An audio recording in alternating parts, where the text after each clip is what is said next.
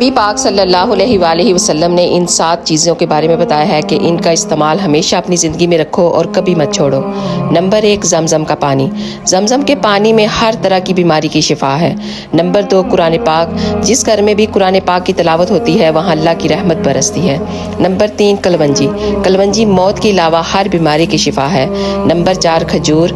हदीस मुबारक में आता है कि जिस घर में भी खजूर हो उस घर में फाका कभी नहीं होता, इसलिए खजूर हमेशा अपने घर में रखो।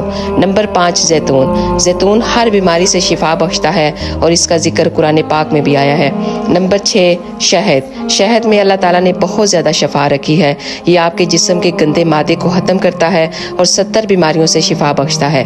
और नंबर 7, सिरका। सिरका ज़रूर इस्तेमाल किया करो क्योंकि हमारे प्यारे नबी सल्लल्लाहु अलैहि वसल्लम खुद इसका बहुत ज़्यादा इस्तेमाल करते थे और अपने खाने में इस्तेमाल करते थे और इसमें बहुत ज़्यादा बरकत भी है। अल्लाह ताला हम सबको